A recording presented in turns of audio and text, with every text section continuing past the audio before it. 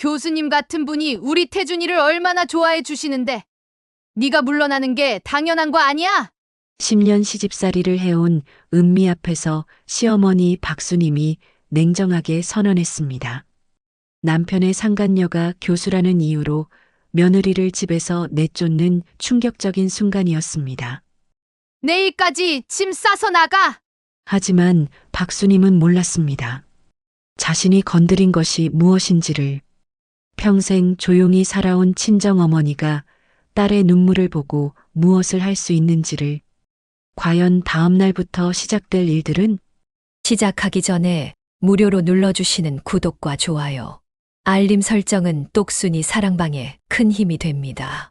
지금 어디서 듣고 계신지 댓글 달아주세요. 그럼 지금부터 이야기를 시작하겠습니다. 서은미는 부엌에서 감자를 깎으며 저녁 준비를 하고 있었습니다. 시어머니 박수님이 좋아하는 감자조림을 만들려고 감자 껍질을 정성스럽게 벗겨내고 있었습니다. 10년 시집살이 동안 시어머니의 입맛을 맞추려고 얼마나 노력했는지 모릅니다. 오늘도 감자 크기를 똑같이 맞춰 자르고 있을 때였습니다. 거실에서 휴대폰 알림음이 울렸습니다. 여보, 전화 왔어. 은미가 찬물에 손을 헹구며 소리쳤습니다. 김태준은 대답이 없었습니다. 화장실에 들어간 모양이었습니다. 알림음이 계속 울려서 성가시게 느껴졌습니다. 은미는 앞치마에 손을 닦고 거실로 나갔습니다. 소파 위에 놓인 태준의 휴대폰 화면이 환하게 켜져 있었습니다. 화면에는 지영이라는 이름과 함께 메시지가 떠 있었습니다. 은미의 심장이 쿵 내려앉았습니다. 손가락 끝이 차갑게 식어갔습니다. 호기심 반 불안함 반으로 메시지 내용을 보았습니다. 도저히 부부 사이가 아닌 사람이 보낼 수 없는 노골적인 사진이었습니다. 이게 뭐야? 은미가 입술이 바싹 마르며 중얼거렸습니다. 10년 결혼 생활 동안 한 번도 의심해 본 적이 없던 남편이었습니다. 성실하고 착한 남편이라고 생각했던 태준이었습니다.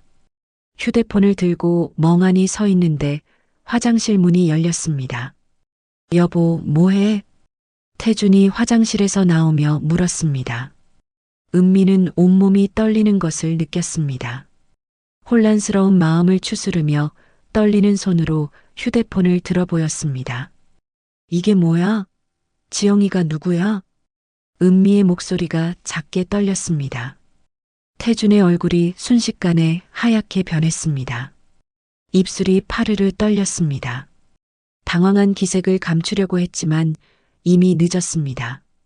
그게 그냥 회사 동료야. 태준이 시선을 피하며 대답했습니다.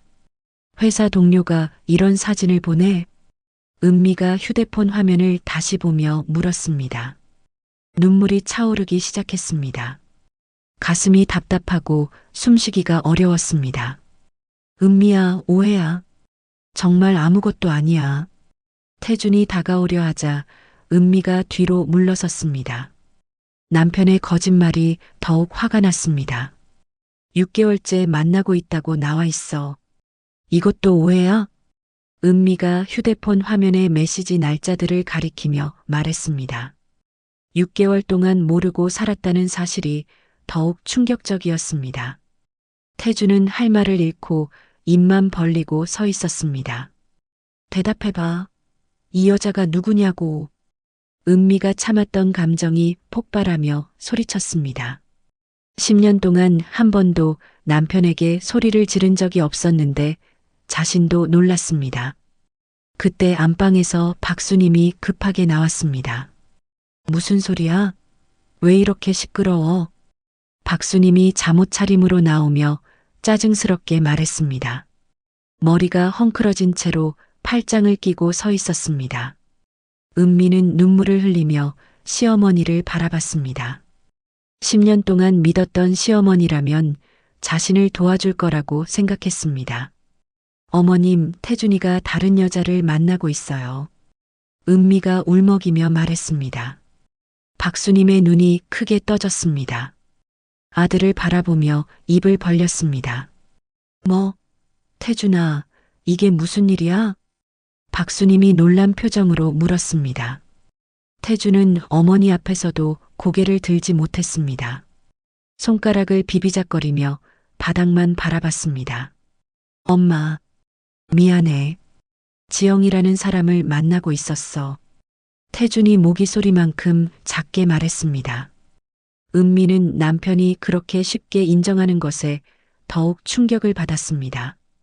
6개월 동안 자신에게는 거짓말을 했으면서 어머니 앞에서는 바로 실토했습니다. 그 여자가 누군데? 박수님이 아들의 어깨를 잡으며 물었습니다.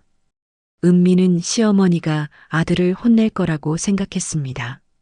하지만 박수님의 표정은 화가 난 것이 아니라 궁금해하는 것 같았습니다. 대학에서 강의하는 사람이야. 교수야. 태준이 작은 소리로 대답했습니다.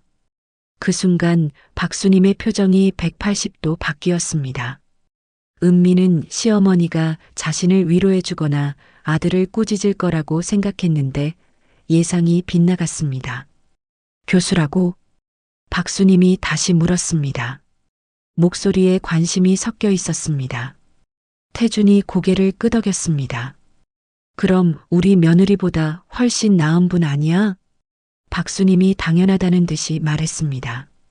은미는 자신의 귀를 의심했습니다. 방금 뭐라고 했는지 이해할 수 없었습니다. 어머님, 지금 뭐라고 하신 거예요?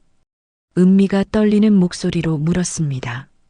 10년 동안 한 번도 시어머니에게 이런 톤으로 말한 적이 없었습니다. 교수님 같은 분이 우리 태준이를 좋아해 주시는데 이런 기회를 놓칠 수 있나? 박수님이 당당하게 말했습니다. 은미의 다리에 힘이 빠져 소파에 주저앉았습니다. 머릿속이 하얗게 변했습니다. 어머님, 저는 10년 동안 이 집에서 10년이 뭐 대수야? 네가 지금까지 한 게 뭐가 있다고 그래? 우리랑 격이 안 맞아도 지금까지 참아준 게 어디야? 박수님이 차갑게 말을 잘랐습니다. 은미는 눈물을 주체할 수 없었습니다. 코끝이 시큰하고 목이 메었습니다. 어머님, 제가 뭘 잘못했길래 이런 말씀을. 잘못한 게 아니라 격이 안 맞는 거야. 교수님 같은 분과 비교가 되겠어? 박수님이 코웃음을 치며 말했습니다. 팔짱을 끼고 당당하게 서 있는 모습이 10년 전과는 완전히 다른 사람 같았습니다. 태준은 벽에 기대서서 바닥만 바라보고 있었습니다. 두 손을 주머니에 넣고 어깨가 움츠러들어 있었습니다. 태준아, 당신은 뭐라고 할 말이 없어? 은미가 남편을 바라보며 간절하게 물었습니다. 10년 동안 함께 살면서 한 번이라도 자신을 지켜줄 거라고 생각했습니다. 태준은 여전히 고개를 들지 못했습니다. 입만 벌렸다 닫았다를 반복했습니다. 내일까지 짐 싸서 나가. 박수님이 단호하게 선언했습니다. 마치 판사가 판결을 내리는 것 같은 목소리였습니다. 은미는 믿을 수 없다는 표정으로 시어머니를 바라봤습니다. 그때 안방 문이 열리며 김병호가 나왔습니다. 잠옷 차림에 머리가 헝클어진 채로 당황한 표정이었습니다. 여보, 무슨 일이야? 왜 이렇게 시끄러워? 김병호가 상황을 파악하려 했습니다. 거실의 긴장감이 심상치 않았습니다. 아버님, 태준이가 다른 여자와. 은미가 울먹이며 시아버지에게 하소연하려 했습니다. 10년 동안 자신을 예뻐해준 시아버지라면 도와줄 거라 생각했습니다. 여보, 태준이가 교수님과 만나고 있어. 박수님이 남편에게 설명했습니다. 마치 좋은 소식이라는 듯한 톤이었습니다. 교수님?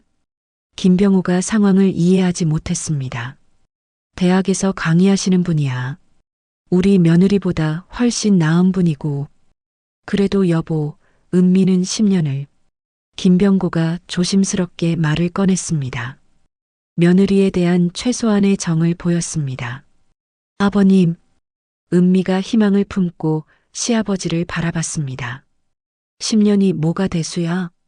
교수님 같은 분이 우리 태준이를 좋아해 주시는데 박수님이 남편의 말을 단칼에 자른 듯 말했습니다. 하지만 여보, 당신도 찬성하는 거지? 더 좋은 며느리를 만날 기회인데. 박수님이 남편을 압박했습니다. 김병호는 아내의 강한 눈빛을 받고 주춤했습니다. 그렇긴 하지만 그래도 은미가. 뭘 그래도야? 이런 기회를 놓칠 수 있어? 박수님의 목소리가 더욱 날카로워졌습니다. 김병호는 아내 앞에서 늘 그랬듯 기가 죽었습니다. 은미는 시아버지마저 자신의 편이 되어주지 않는다는 절망감에 빠졌습니다. 정말 이러실 거예요? 은미가 마지막으로 물었습니다. 목소리에는 간절함과 절망이 섞여 있었습니다. 각자 길이 다른 거야. 교수님께서는 우리 태준이에게 좋은 기회를 주시는 거고, 박수님이 팔짱을 끼며 냉정하게 말했습니다. 김병호는 고개를 숙이고 바닥만 바라봤습니다. 아버님은 정말 이렇게 생각하세요? 은미가 마지막 희망으로 시아버지를 바라봤습니다. 그게 엄마 말도 일리가. 김병호가 우물쭈물하며 아내 눈치만 봤습니다. 결국 아내의 편을 들 수밖에 없었습니다. 은미는 더 이상 할 말이 없었습니다. 10년 동안 정성껏 모셨던 시부모가 이렇게 차가울 줄 몰랐습니다. 특히 그래도 자신을 조금이나마 이해해 줄 거라 믿었던 시아버지마저 외면하니 더욱 절망스러웠습니다. 방으로 들어가며 문을 쾅 닫았습니다. 그날 밤 은미는 혼자 방에서 밤새 울었습니다. 신혼 때부터 지금까지의 기억들이 영화처럼 머릿속을 스쳐 지나갔습니다. 첫 시집살이 때 박수님이 했던 말들이 떠올랐습니다. 반찬이 겨우 5가지야? 우리 집은 원래 10가지는 기본이야. 이 김치 너무 짜네. 친정에서 어떻게 배웠어? 설거지할 때 그릇 소리 좀 안 나게 해. 귀가 아프잖아.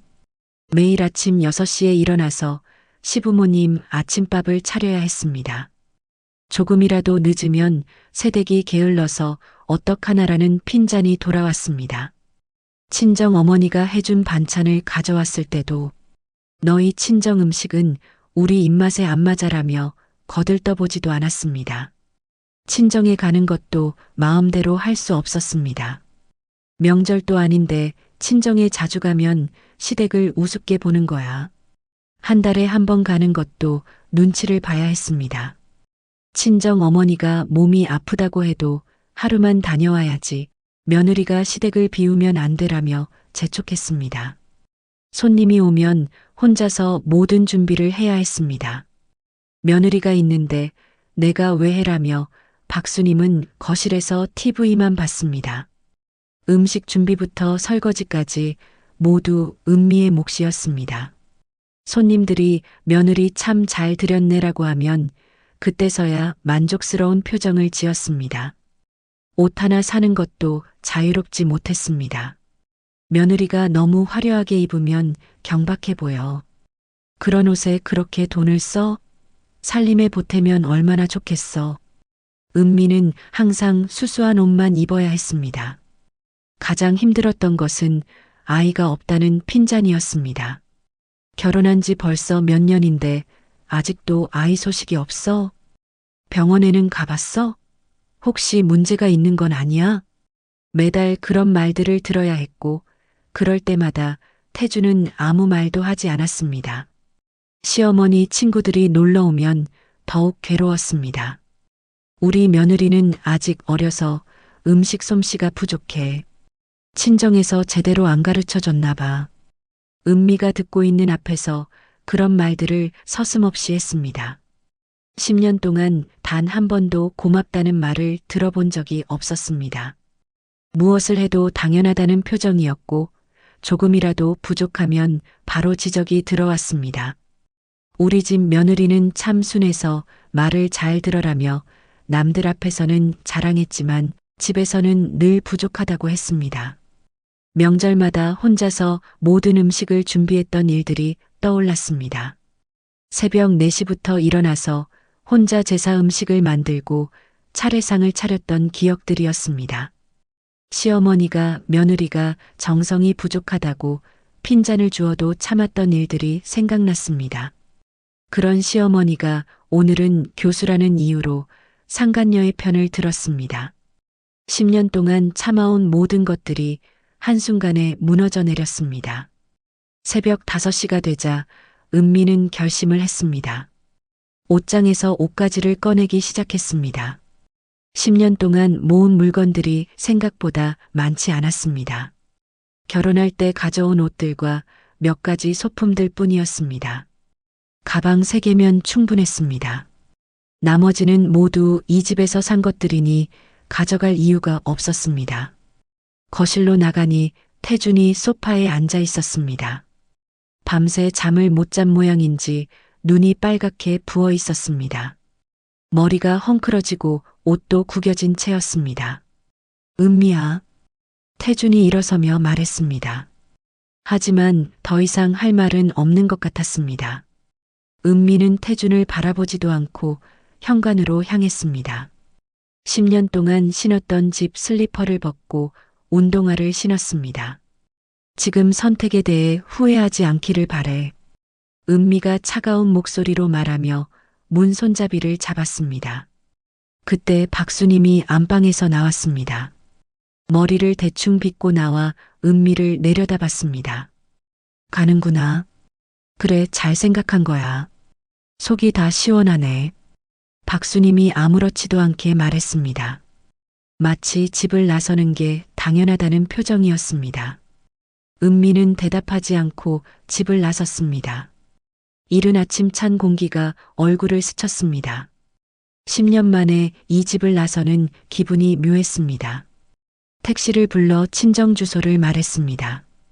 택시 기사가 이른 아침인데 어디 가세요? 라고 물었지만 은미는 대답할 수 없었습니다. 택시를 타고 친정으로 가는 40분 동안 은미는 창밖을 바라봤습니다. 아직 어둠이 가시지 않은 새벽거리가 을씨년스러웠습니다. 가로등 불빛이 스치며 지나갔습니다. 10년 만에 이 길을 혼자 가고 있다는 생각이 들었습니다. 결혼할 때는 행복하게 시집 갔는데 이렇게 쫓겨나듯 돌아오게 될 줄 몰랐습니다. 한편 집에서는 박수님이 태준에게 말하고 있었습니다. 거실 소파에 나란히 앉아 있었습니다. 교수님한테 빨리 프러포즈해라. 이런 기회는 다시 안 와. 박수님이 아들의 어깨를 두드리며 말했습니다. 마치 좋은 일이 생긴 것처럼 기뻐하는 표정이었습니다. 엄마, 그래도 은미는 10년을 함께. 태준이 망설이며 말했습니다. 아직 마음 한편에는 미안함이 남아 있었습니다. 무슨 소리야? 교수님 같은 분과 인연을 맺을 수 있는데. 그리고 네가 그런 말을 할 처지는 아니지. 박수님이 태준의 말을 끊었습니다. 눈을 반짝이며 흥분한 표정이었습니다. 태준은 복잡한 마음으로 휴대폰을 바라봤습니다. 지영에 대한 감정과 은미에 대한 미안함이 뒤섞여 있었습니다. 그 시각 친정 대문 앞에 서자 은미는 한참 망설였습니다. 이런 초라한 모습으로 어머니를 만나기가 부끄러웠습니다. 결혼할 때 행복하게 살겠다고 약속했는데 이렇게 돌아오니 면목이 없었습니다. 그때 대문이 열렸습니다. 은미야? 오정숙이 쓰레기 봉투를 들고 나오다가 딸을 발견했습니다. 딸의 초췌한 얼굴과 가방들을 보자 무슨 일인지 바로 알 수 있었습니다. 30년 넘게 키운 딸의 표정을 보면 다 알았습니다. 엄마, 은미가 울먹이며 말했습니다. 목이 메어서 더 이상 말을 할 수 없었습니다. 정숙은 아무 말 없이 딸을 끌어안았습니다. 따뜻한 어머니의 품에서 은미는 참았던 눈물을 쏟아냈습니다. 들어가자. 정숙이 조용히 말하며 딸의 가방을 받아들었습니다. 딸을 집 안으로 데려가며 등을 토닥여줬습니다. 거실에 앉은 은미는 처음부터 끝까지 모든 것을 털어놓았습니다. 남편의 불륜부터 시어머니의 충격적인 반응까지 하나도 빠뜨리지 않고 이야기했습니다. 정숙은 딸의 이야기를 끝까지 조용히 들어주었습니다. 중간에 끊거나 질문하지 않고 끝까지 들었습니다. 엄마가 살면서 제일 후회하는 건 너를 그런 집에 보낸 거야. 엄마가 좀 더 말렸어야 했는데. 정숙이 눈물을 닦으며 말했습니다. 평생 강한 모습만 보여주던 어머니가 우는 모습을 보는 것이 아버지가 돌아가신 후 처음이었습니다. 은미도 어머니를 보며 다시 눈물이 났습니다. 이제 엄마가 나서서 해결해 줄게. 정숙이 딸의 손을 꽉 잡으며 말했습니다. 목소리에는 평소와 다른 단단함이 느껴졌습니다. 마치 무언가 결심을 한 것 같았습니다. 그 시각 태주는 복잡한 마음으로 한지영에게 전화를 걸었습니다. 어머니의 재촉도 있었고 이 상황을 지영에게 알려야 한다는 생각이 들었습니다. 지영아, 나야. 태준 씨? 이 시간에 왜 전화를? 은미가 집을 나갔어. 태준이 직접적으로 말했습니다. 정말요? 쫓겨난 거예요? 전화기 너머로 한지영의 놀라는 소리가 들렸습니다. 응, 그래.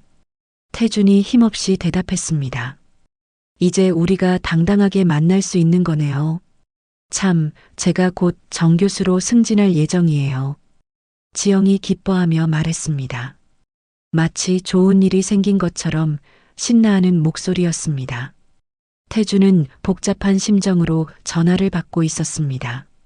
뭔가 잘못되고 있다는 생각이 들었지만 이미 돌이킬 수 없는 상황이었습니다. 정숙은 딸이 잠든 후 혼자 서재로 들어갔습니다. 오랫동안 들여다보지 않았던 서랍을 열었습니다. 30년 전 대기업 임원 시절의 명함첩이 나왔습니다. 먼지를 털어내며 천천히 펼쳐봤습니다. 명함 하나하나에 추억이 담겨 있었습니다. 현재 제게 서열 10위 안에 드는 사람들의 젊었을 때 명함들이었습니다. 함께 야근하며 프로젝트를 성공시켰던 동료들이었습니다. 어떤 이는 대기업 회장이 되었고 어떤 이는 언론사 사장이 되었습니다. 30년이 지났지만 여전히 연락하며 지내는 사이들이었습니다. 이제부터 시작이야. 정숙이 명함첩을 천천히 덮으며 작게 중얼거렸습니다. 눈빛에는 예전과 다른 날카로움이 서려 있었습니다. 마치 잠들어 있던 맹수가 깨어나는 것 같은 기운이 느껴졌습니다. 다음 날 아침 7시 정숙은 조용히 서재로 들어갔습니다. 은미는 어제 충격으로 늦게 잠들어서 아직 깊이 잠들어 있었습니다. 정숙은 30년 동안 열어보지 않았던 서랍 깊숙한 곳을 뒤졌습니다. 먼지가 쌓인 오래된 명함첩과 전화번호부가 나왔습니다. 페이지를 넘기며 하나씩 확인했습니다. 정숙은 휴대폰을 들고 첫 번째 전화를 걸었습니다. 김병호의 건설회사에 대해 알아보기 위해서였습니다. 한편 은미는 10시가 넘어서야 일어났습니다. 학교에 전화를 걸어 병가를 내야 했습니다. 교감 선생님, 서은미입니다. 오늘 갑작스럽게 아파서 병가를 쓰고 싶어요. 어디 많이 아프세요? 병원에 가보셨어요? 교감이 걱정스럽게 물었습니다. 네, 며칠 쉬어야 할 것 같아요.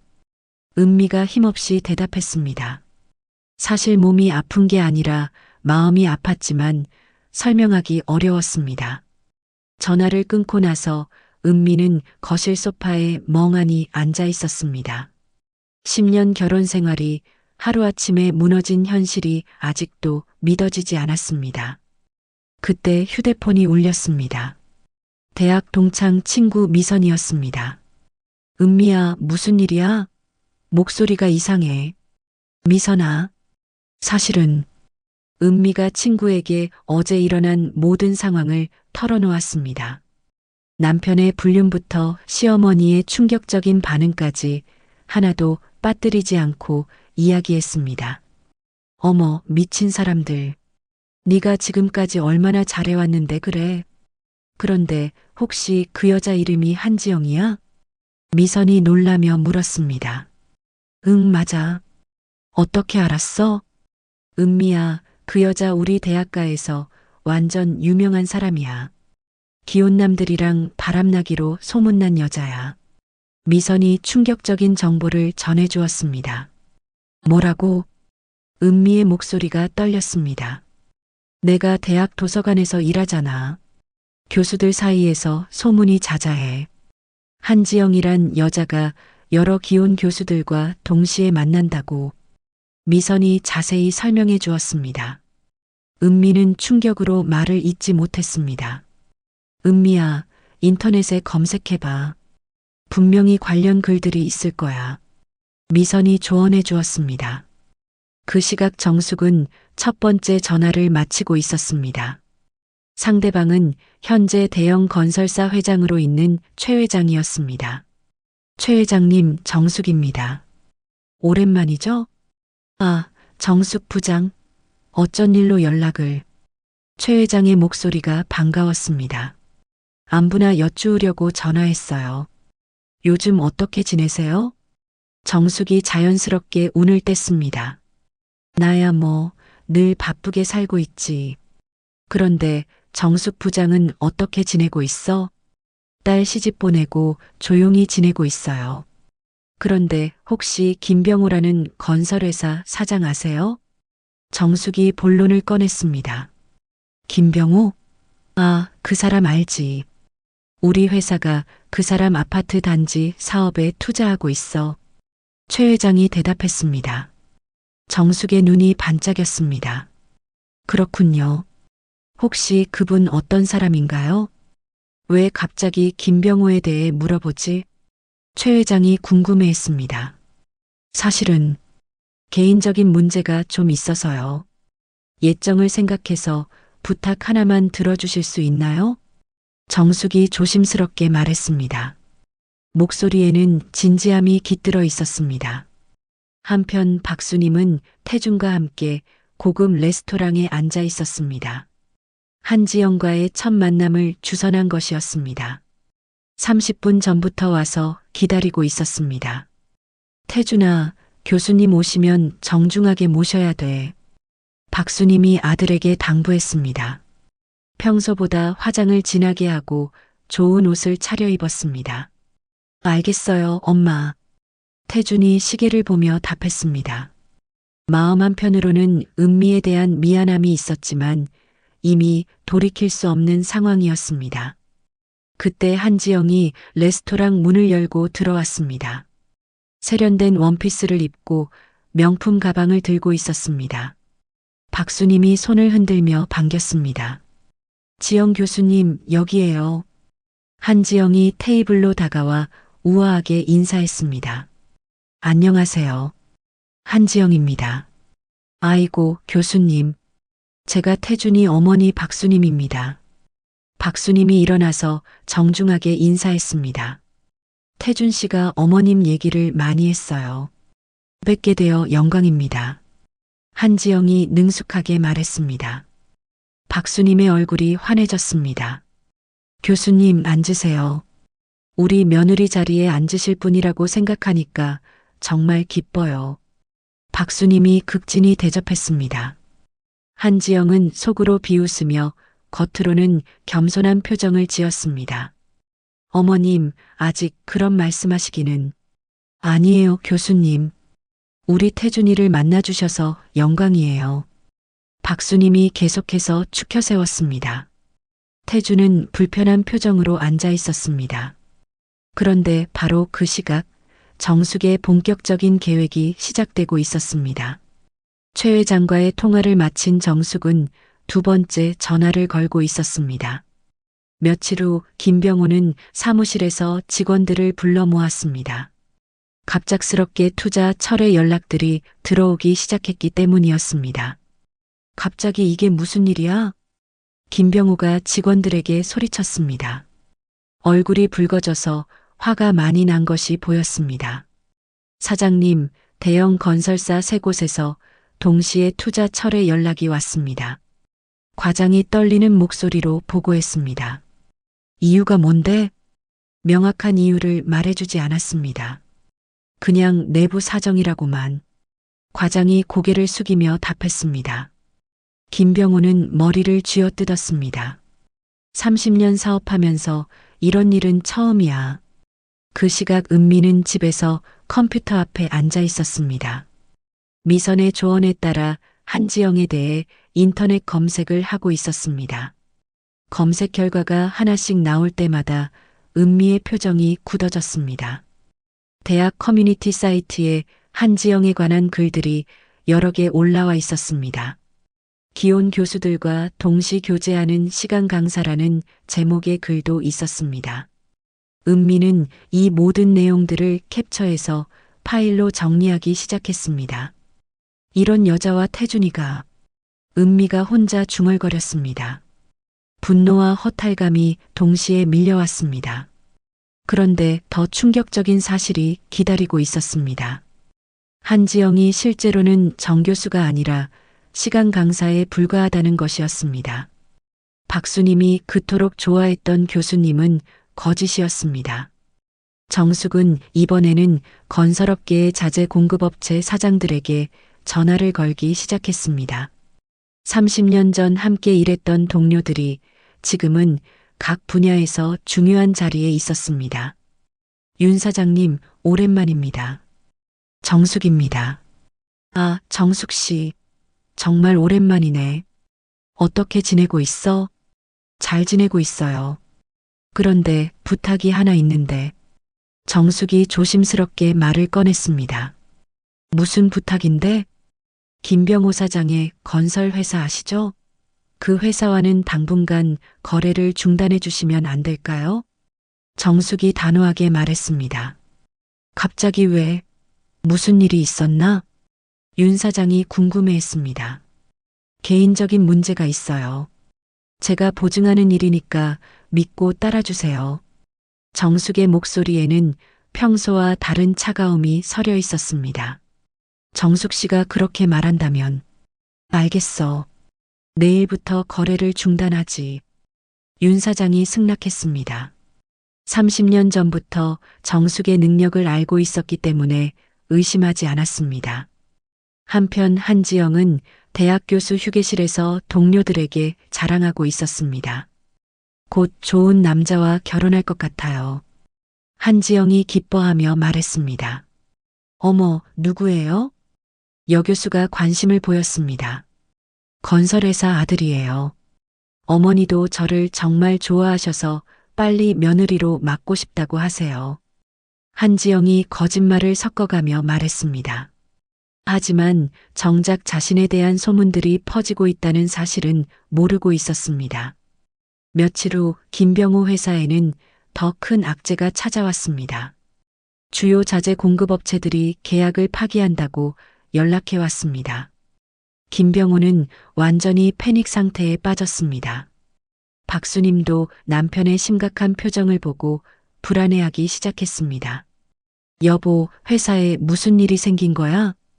투자자들이 철수하고 협력업체들도 계약을 끊는다고 해. 김병호가 한숨을 쉬며 답했습니다. 왜 갑자기 그런 일이? 나도 모르겠어. 30년 사업하면서 이런 일은 처음이야. 박수님은 불현듯 며느리 생각이 났습니다. 혹시 며느리가 무슨 짓을 한 게 아닐까? 박수님이 의심스럽게 말했습니다. 설마 은미가 뭘 할 수 있겠어? 그냥 경기가 안 좋은 거겠지. 태준이 대수롭지 않게 여겼습니다. 하지만 박수님의 불안감은 점점 커져갔습니다. 그 시각 정숙은 마지막 카드를 꺼내들고 있었습니다. 금융권에서 일하는 옛 동료에게 전화를 걸었습니다. 김 팀장님, 정숙입니다. 어머, 정숙 씨. 오랜만이에요. 김병호 건설이라는 회사의 대출 심사를 좀 까다롭게 봐주실 수 있을까요?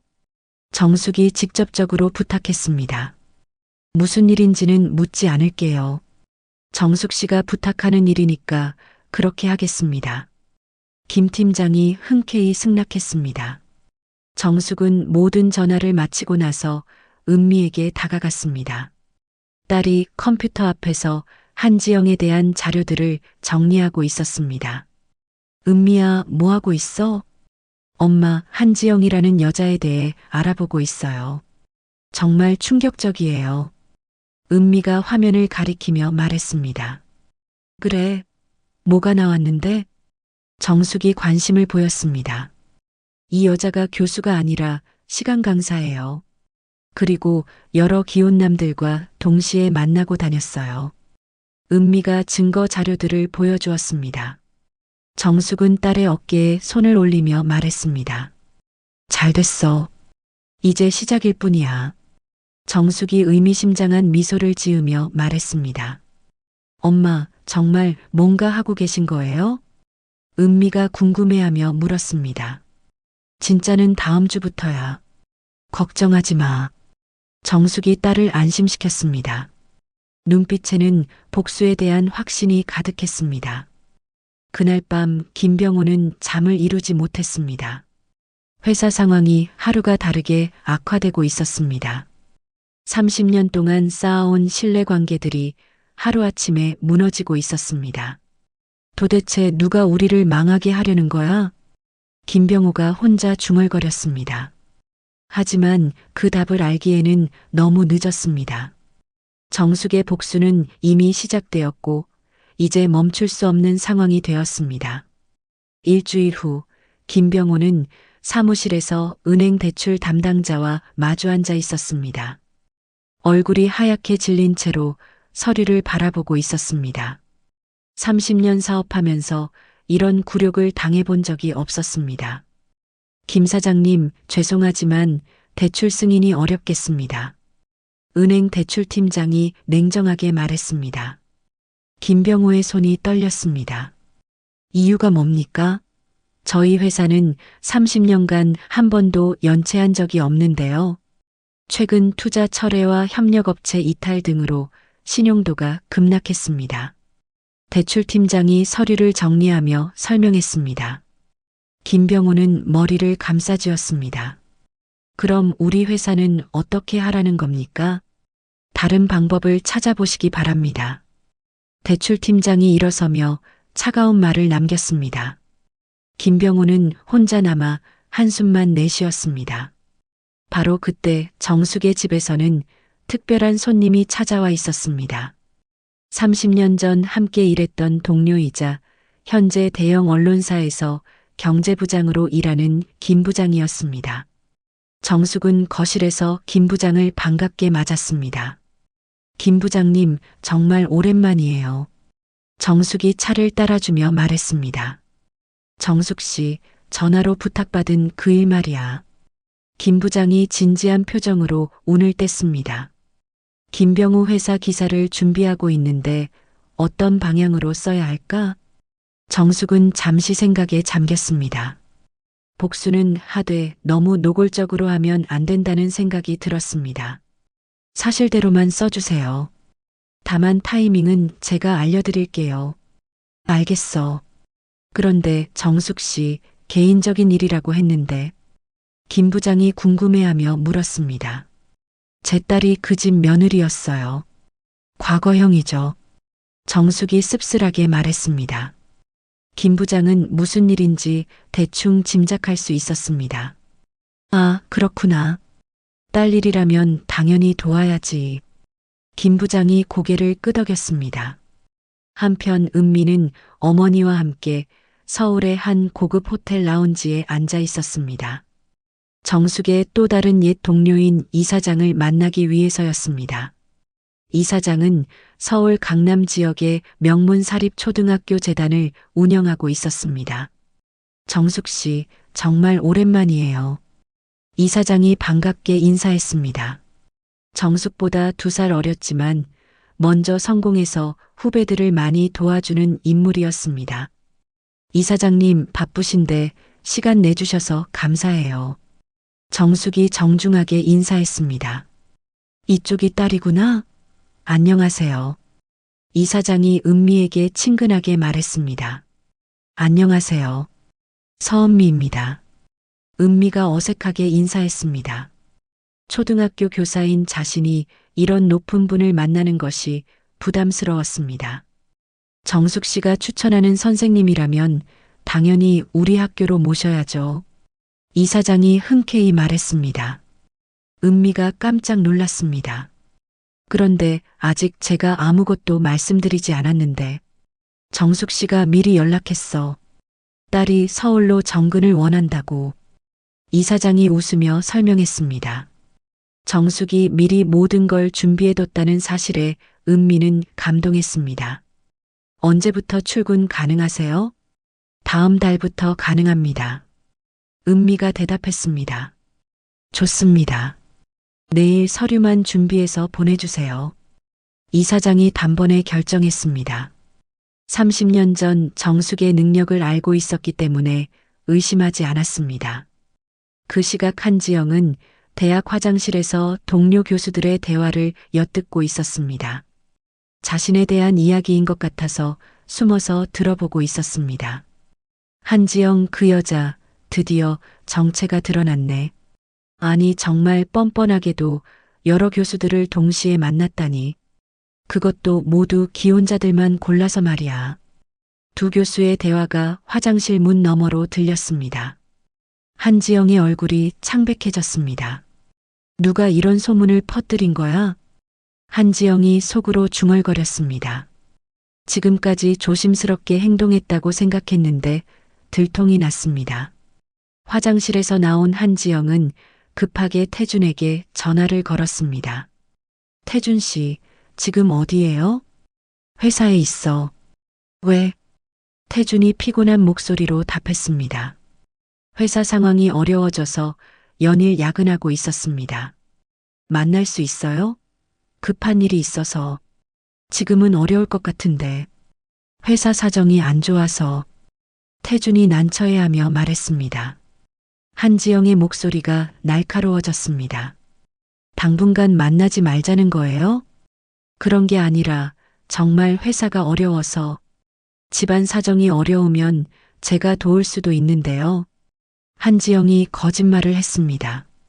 실제로는 도울 능력도 의지도 없었습니다. 그날 저녁 박수님은 태준을 불러 앉혔습니다. 남편이 회사 일로 우울해하는 모습을 보니 불안했습니다. 태준아, 한지영 교수님께 도움을 요청해봐. 엄마, 지영이는 교수라서 이쪽 일은 잘 모른다고 해. 교수님이면 인맥이 많을 텐데 한번 부탁해봐. 박수님이 재촉했습니다. 태준은 어머니의 기대와 현실 사이의 괴리를 느꼈습니다. 한편 정숙은 은미와 함께 사무실로 가고 있었습니다. 사립탐정을 만나기 위해서였습니다. 한지영에 대한 더 자세한 조사가 필요했습니다. 어머니, 이런 데까지 갈 필요가 있을까요? 은미가 걱정스럽게 물었습니다. 적을 알고 나를 알면 백전백승이야. 그 여자에 대해 정확히 알아야 해. 정숙이 단호하게 말했습니다. 사립탐정 사무실에 도착하자 중년의 남자가 나와서 맞았습니다. 의뢰인이 오정숙 씨죠? 네, 전화로 말씀드린 일로 왔어요. 정숙이 명함을 건네며 말했습니다. 한지영이라는 인물에 대한 조사 말씀이죠? 네, 가능한 한 자세히 알아봐 주세요. 며칠 정도 시간을 주시면 될 것 같습니다. 사립탐정이 자신 있게 대답했습니다. 며칠 후 김병호 회사에는 더 큰 충격이 기다리고 있었습니다. 직원들이 집단으로 사표를 제출한 것입니다. 김병호는 회의실에서 직원들을 설득하려 했습니다. 여러분, 30년 동안 함께 일해온 사이 아닙니까? 김병호가 간절하게 말했습니다. 사장님, 월급도 못 받는 상황에서 어떻게 일을 해요? 과장이 대표로 말했습니다. 다른 직원들도 고개를 끄덕였습니다. 조금만 참아주세요. 곧 해결될 겁니다. 언제까지 기다려야 하는지 확답을 주세요. 그게 지금으로서는. 김병호가 말을 잇지 못했습니다. 직원들은 실망한 표정으로 하나둘 자리를 떠났습니다. 그날 밤 김병호는 박수님에게 털어놓았습니다. 여보, 혹시 며느리가 친정에서 뭔가 하고 있는 건 아닐까? 김병호가 조심스럽게 물었습니다. 설마 그런 평범한 사람들이 뭘 할 수 있겠어? 박수님이 코웃음을 쳤습니다. 하지만 내심으로는 불안함을 감추지 못했습니다. 그래도 한번 가서 알아보라고 태준이한테 말해봐. 알겠어. 박수님이 마지못해 동의했습니다. 다음 날 오후 태준은 떨리는 마음으로 은미의 친정집 앞에 도착했습니다. 10년 만에 이런 상황에서 처가를 방문하는 것이었습니다. 배를 누르자 정숙이 나왔습니다. 누구세요? 장모님 태준입니다. 태준이 작은 목소리로 말했습니다. 정숙은 이미 그가 올 것을 예상이라도 했듯 차분했습니다. 들어와. 할 이야기가 많을 것 같구나. 정숙이 냉정한 표정으로 문을 열어주었습니다. 태준은 정숙의 눈빛에서 예전과 다른 날카로움을 느꼈습니다.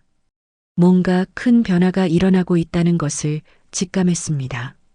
앉아. 정숙이 거실 소파를 가리켰습니다. 태준은 어색하게 앉았습니다.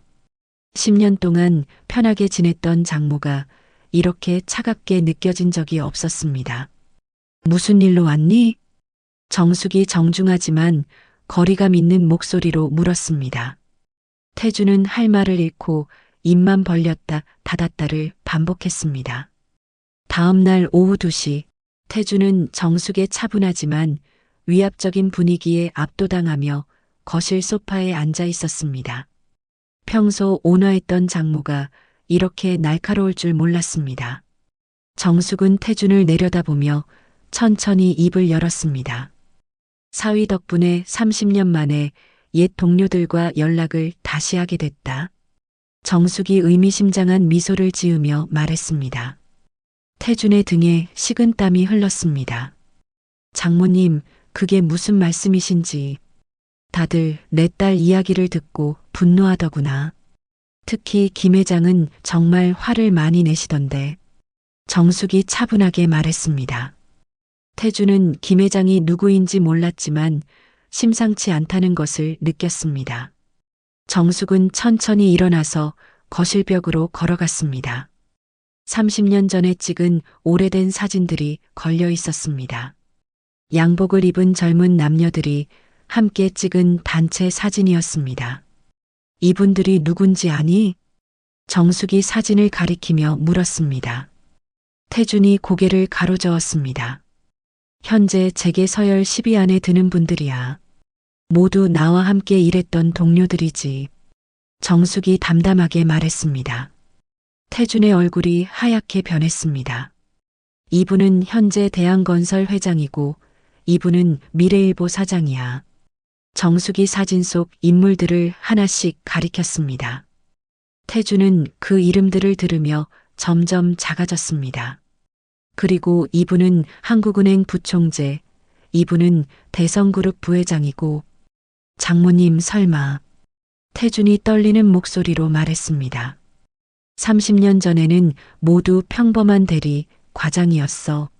나도 마찬가지였고, 정숙이 사진을 바라보며 회상했습니다. 하지만 시간이 흘러서 각자의 자리에서 성공했지. 그리고 아직도 연락하고 지내는 사이야. 태준이 식은땀을 닦으며 물었습니다. 장모님, 혹시 저희 집안일에 개입하고 계신 건가요? 정숙이 태준을 똑바로 바라봤습니다. 눈빛이 차갑게 변했습니다. 개입이 아니라 정당한 응징이야. 내 딸을 함부로 대한 대가를 치르는 거지. 장모님, 제발. 너희들이 은미를 내쫓을 때는 생각 안 했니? 10년 동안 정성껏 시집살이한 며느리를 하루아침에 내쫓으면서 정숙의 목소리가 점점 차가워졌습니다. 태준은 할 말을 잃었습니다. 그때 안방에서 은미가 나왔습니다. 태준과 마주치자 서로 어색한 침묵이 흘렀습니다. 10일 만에 보는 은미의 얼굴이었습니다. 은미야. 태준이 일어서며 말했습니다. 은미는 태준을 쳐다보지도 않고 부엌으로 향했습니다. 은미야, 미안하다. 다시 돌아와 줄 수 없을까? 태준이 간절하게 말했습니다. 은미가 걸음을 멈췄습니다. 이미 늦었어. 은미가 돌아보지도 않고 말했습니다. 은미야, 제발.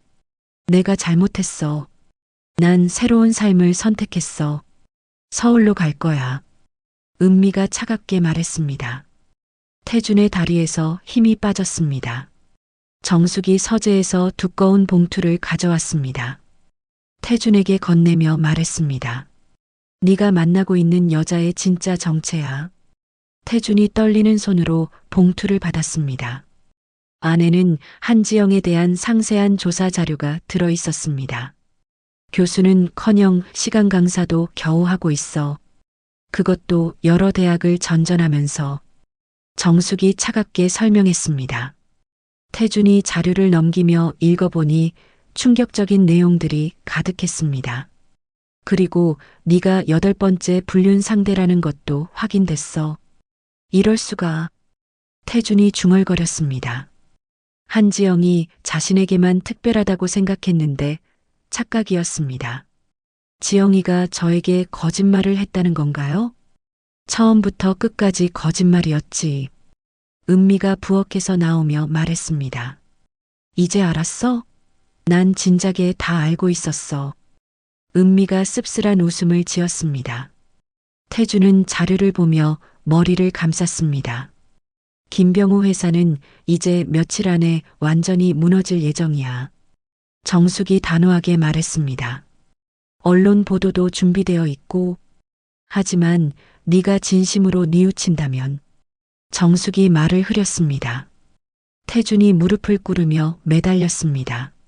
장모님, 무엇이든 하겠습니다. 어떻게 하면 되죠? 은미에게 용서를 구하고 그 여자와 완전히 끊어라.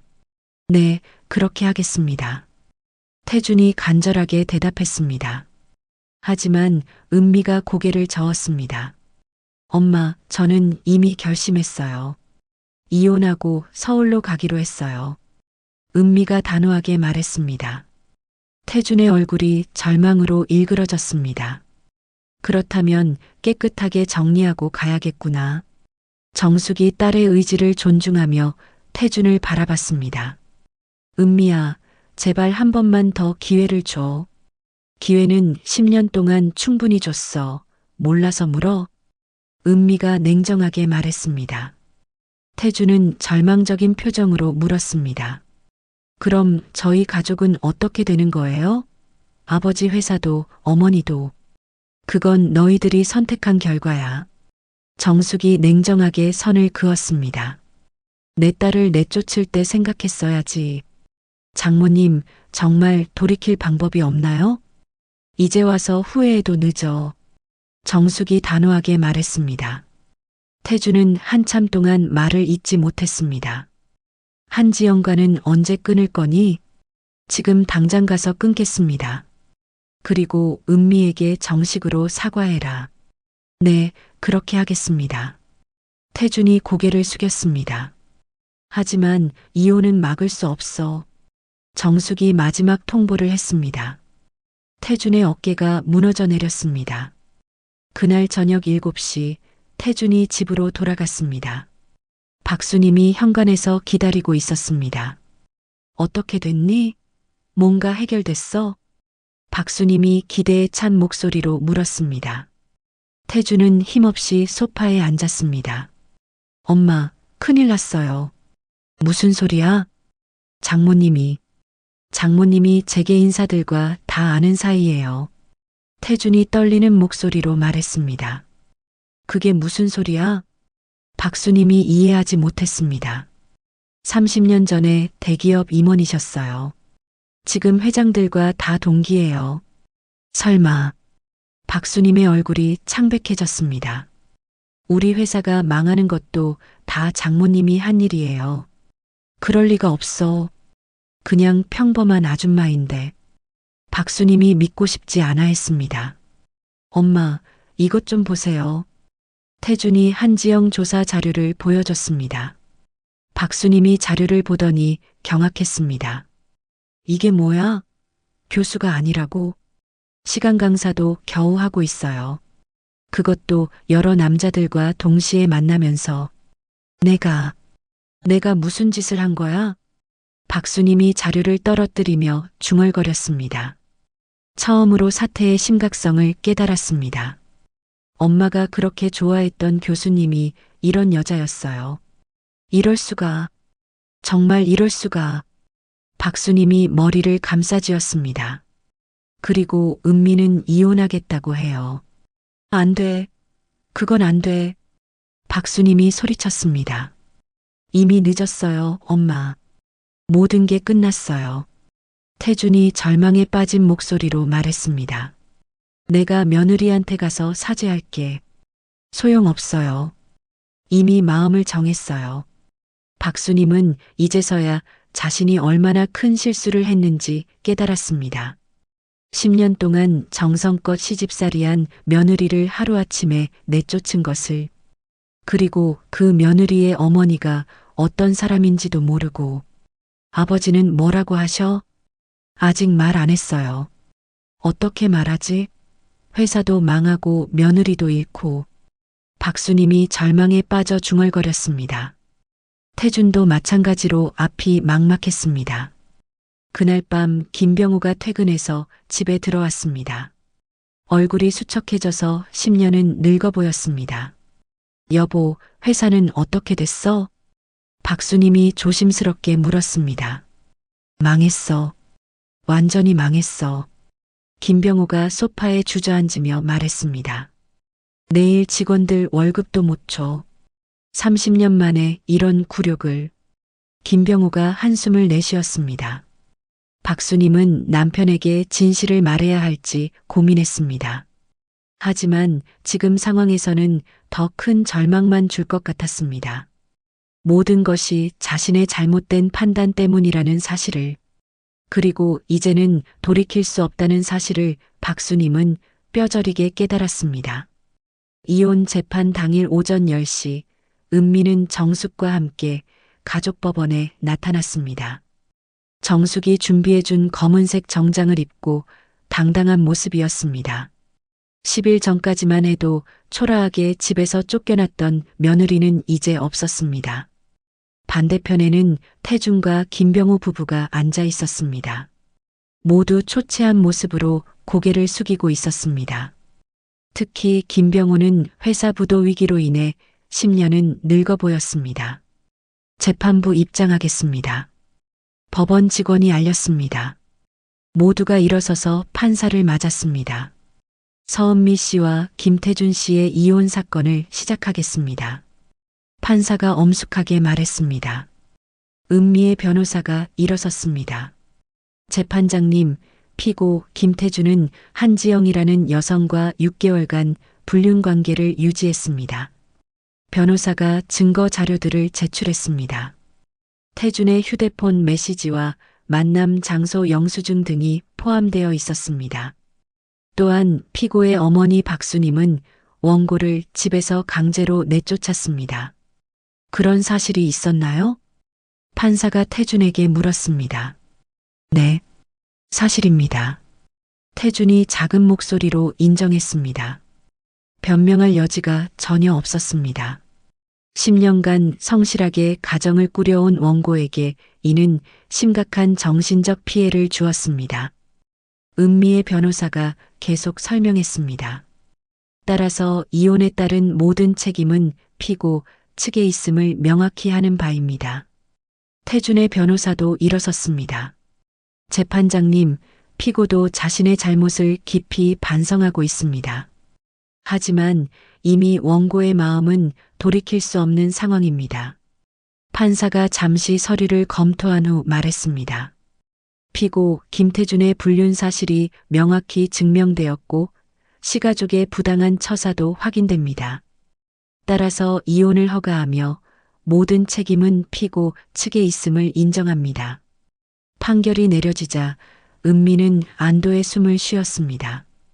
정숙이 딸의 어깨를 토닥여 주었습니다. 고생했어. 엄마 덕분이에요. 은미가 눈물을 글썽이며 말했습니다. 재판이 끝난 직후 정숙은 밖으로 나와 휴대폰을 꺼냈습니다. 언론사 김 부장에게 전화를 걸었습니다.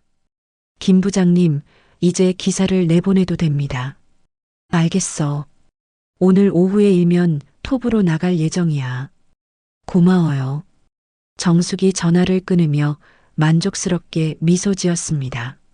그날 오후 3시 주요 경제지 인터넷판에 충격적인 기사가 올라왔습니다. 중견 건설사 김병호 건설 연쇄부도 위기, 투자자들 줄줄이 철수라는 제목이었습니다. 김병호는 사무실에서 그 기사를 보고 머리를 감쌌습니다. 이제 정말 끝이구나. 회사 직원들도 인터넷 기사를 보고 웅성거렸습니다. 사장님, 언론에까지 나왔어요. 이제 어떻게 하죠? 직원들의 불안한 목소리가 사무실에 가득했습니다. 한편 대학에서는 한지영에 대한 폭풍이 몰아치고 있었습니다. 한지영의 과거 불륜 행각이 모두 폭로되면서 학생들과 교수들 사이에 큰 화제가 되었습니다. 한지영 강사 수업 못 들어요. 학생들이 수업을 보이콧했습니다. 강의실에 들어간 한지영은 텅 빈 교실을 보고 충격을 받았습니다. 학생들이 어디 갔나요? 한지영이 조교에게 물었습니다. 선생님, 수업을 듣기 싫다고 하네요. 조교가 난처한 표정으로 답했습니다. 한지영의 얼굴이 창백해졌습니다. 교수 휴게실도 마찬가지였습니다. 한지영이 들어가자 다른 교수들이 모두 자리를 떴습니다. 어떻게 그런 짓을 할 수 있어? 학생들에게 어떤 영향을 줄지 생각해 봤어? 뒤에서 들려오는 비난의 목소리들이었습니다. 한지영은 견딜 수 없어서 휴게실에서 나왔습니다. 오후 5시 한지영은 대학 행정실에서 통보를 받았습니다. 한지영 강사님, 더 이상 강의를 맡을 수 없습니다. 행정실장이 냉정하게 통보했습니다. 이유가 뭐예요? 학생들과 교수들의 강력한 반발이 있었습니다. 하지만 저에게도 사생활이란 게 있어요. 한지영이 울먹이며 호소했습니다. 죄송하지만 결정된 사항입니다. 행정실장이 단호하게 말했습니다. 한지영은 대학가에서 완전히 매장당했습니다. 그날 저녁 8시 태주는 한지영을 만나기로 한 카페에 앉아 있었습니다. 한지영이 들어오는 모습을 보니 완전히 다른 사람 같았습니다. 화려했던 옷차림도 초라해 보였습니다. 지영아, 앉아. 태준이 무거운 목소리로 말했습니다. 태준 씨, 오늘 무슨 일이 있었어요? 갑자기 만나자고 해서 우리 관계를 정리하려고 해. 태준이 직접적으로 말했습니다. 한지영의 얼굴이 굳었습니다. 갑자기 왜 그래요? 부인하고 이혼했다면서요? 지영아, 나는 네가 어떤 사람인지 이제 다 알았어. 태준이 조사 자료를 테이블에 올려놓았습니다. 한지영이 그것을 보더니 얼굴이 새하얘졌습니다. 이건 뭐예요? 내 과거야. 처음부터 끝까지 거짓말이었지? 태준 씨, 오해예요. 한지영이 변명하려 했습니다. 8번째 남자였다며? 내가 그런 게 아니에요. 교수도 아니고 시간 강사도 겨우 하고 있으면서 나를 속였지? 태준의 목소리가 차가워졌습니다. 당신이 이렇게 나올 줄 알았어요. 한지영이 갑자기 태도를 바꿨습니다. 어차피 당신도 이제 쓸모 없어졌으니까. 뭐라고? 집도 잃고 직장도 잃을 사람이 무슨 소용이에요? 한지영의 본성이 드러났습니다.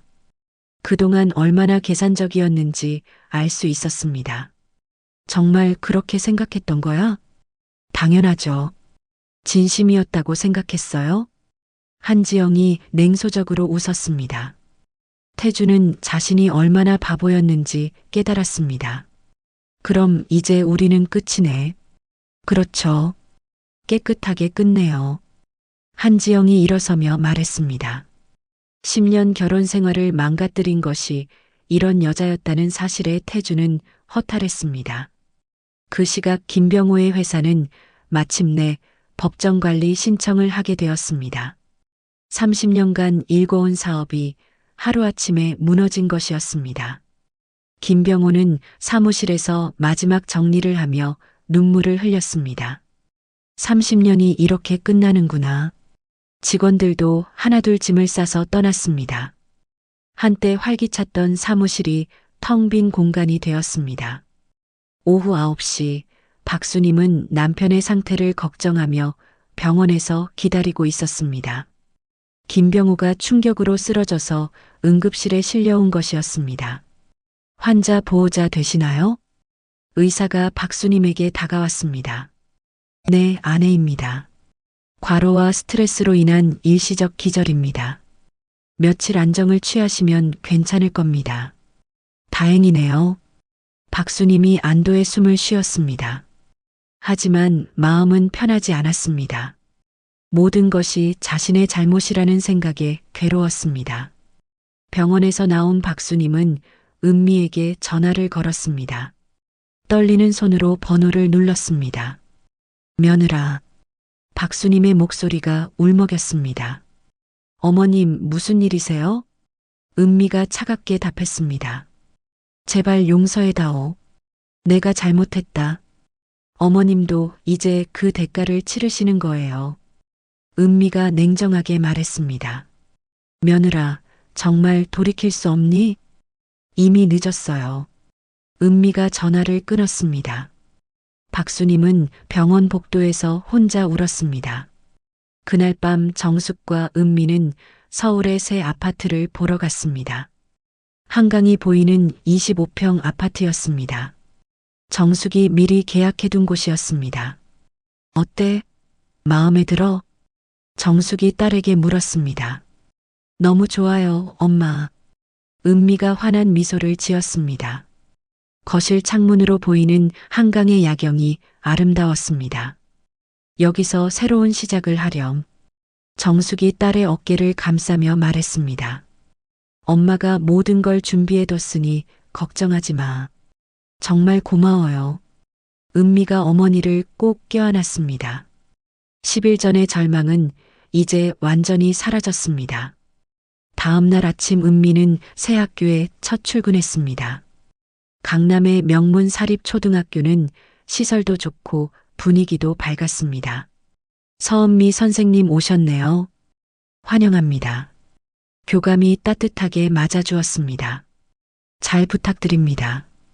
은미가 정중하게 인사했습니다. 이사장님께서 특별히 추천하신 분이라고 하던데 기대가 큽니다. 교감의 말에 은미는 어머니에 대한 고마움을 다시 한번 느꼈습니다. 교무회의에서도 동료 교사들이 따뜻하게 환영해 주었습니다.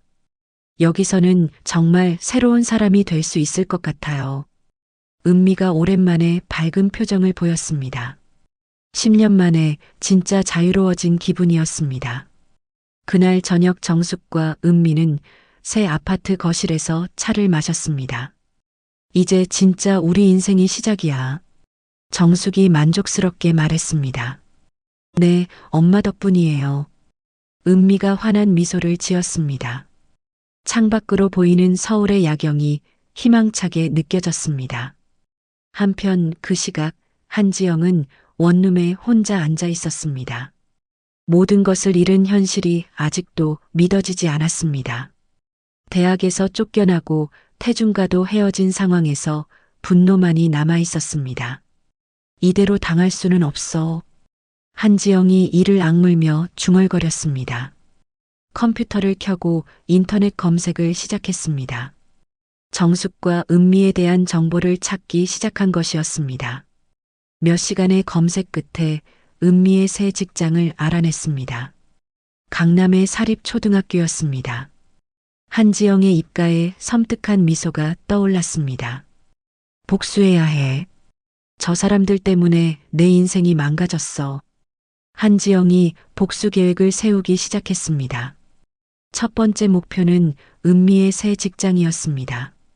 다음 날 오전, 은미는 새 학교에서 즐겁게 수업을 진행하고 있었습니다.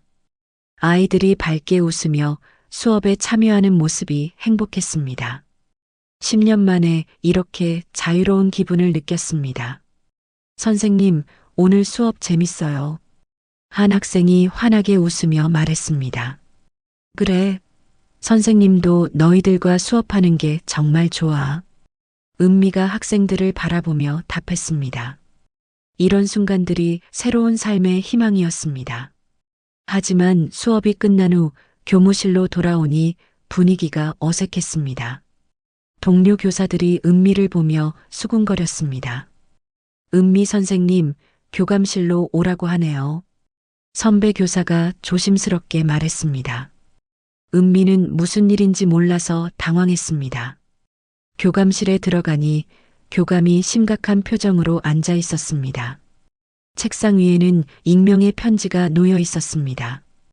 은미 선생님 앉으세요. 교감이 무거운 목소리로 말했습니다.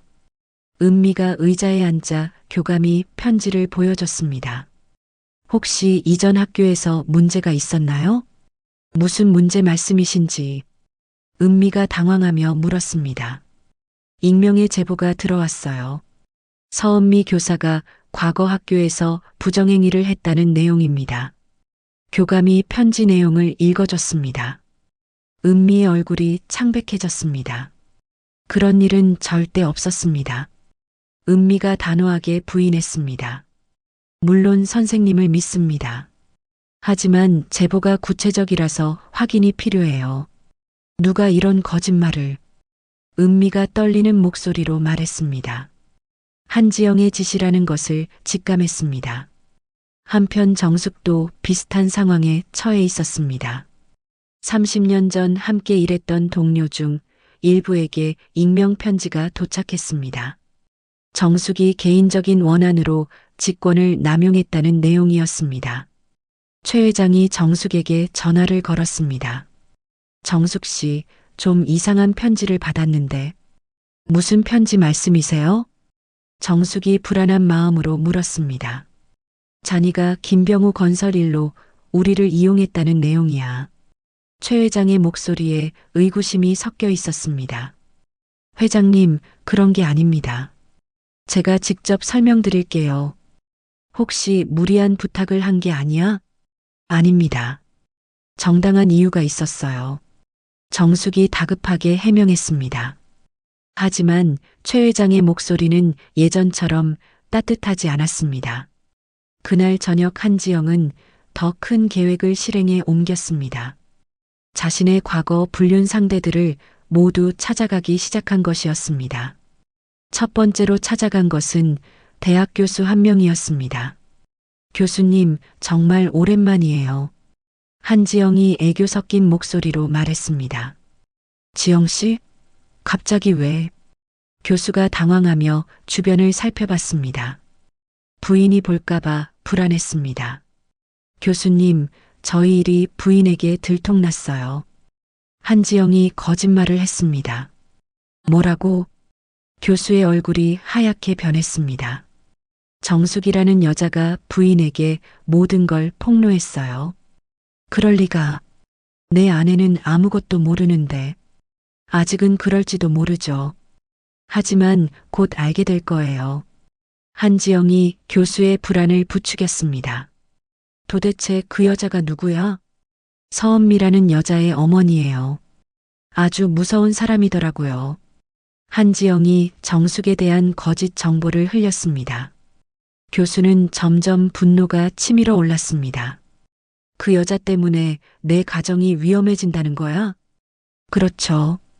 교수님만 그런 게 아니라 다른 분들도 마찬가지예요.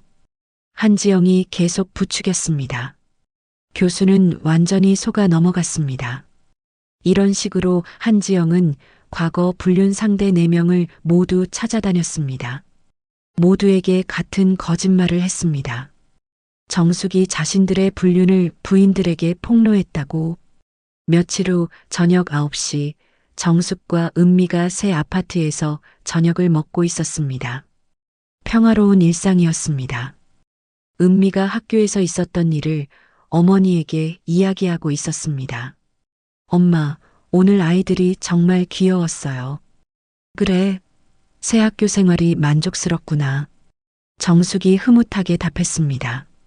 그때 갑자기 현관문을 세게 두드리는 소리가 들렸습니다. 쿵쿵쿵. 거친 소리가 아파트 전체에 울렸습니다. 누구지? 은미가 깜짝 놀라며 물었습니다. 정숙도 이상하다는 표정을 지었습니다. 문을 두드리는 소리가 점점 더 거세졌습니다. 그리고 밖에서 큰 소리가 들려왔습니다. 정숙이라는 년 나와. 남자들의 거친 목소리였습니다. 은미가 무서워서 어머니 뒤로 숨었습니다. 우리 가정 망가뜨린 년이 어디 있어? 나와서 사과해. 여러 남자들의 목소리가 들렸습니다. 술에 취한 것 같았습니다. 정숙은 누구인지 직감했습니다. 한지영이 선동한 과거 불륜 상대들이었습니다. 엄마, 어떻게 해요? 은미가 떨리는 목소리로 물었습니다. 괜찮아. 엄마가 해결할 테니 안방에 들어가 있어. 정숙이 차분하게 말했습니다. 하지만 마음속으로는 분노가 치밀어 올랐습니다. 밖에서는 점점 더 거친 욕설과 위협이 계속됐습니다. 문 안 열면 부숴버린다. 정숙이 어디 숨었어? 우리 인생 망가뜨린 주제에. 은미가 무서워서 112에 신고하려 했습니다. 하지만 정숙이 말렸습니다. 아직 기다려봐. 하지만 엄마, 너무 위험해요. 곧 조용해질 거야. 정숙이 예상한 대로 20분 후 경찰이 도착했습니다. 아마 다른 주민이 신고한 모양이었습니다. 경찰이 오자 소동은 일단 진정됐습니다. 하지만 한지영의 복수는 여기서 끝나지 않았습니다. 다음 날 오전 한지영은 인터넷 카페와 SNS에 정숙과 은미의 사진을 올렸습니다. 물론 개인정보도 함께 유포했습니다. 이 모녀가 무고한 사람들을 파멸시킨 악녀들이라는 거짓 내용과 함께 정숙이 그 글을 발견한 것은 오후였습니다. 딸과 자신의 사진이 인터넷에 퍼져 있는 것을 보고 충격을 받았습니다.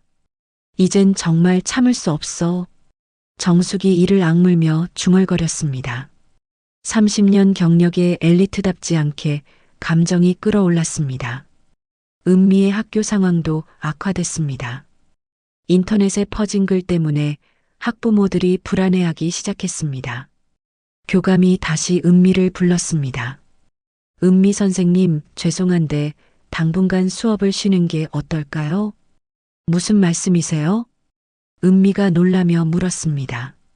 인터넷에 올라온 글 때문에 학부모들이 우려를 표하고 있어요.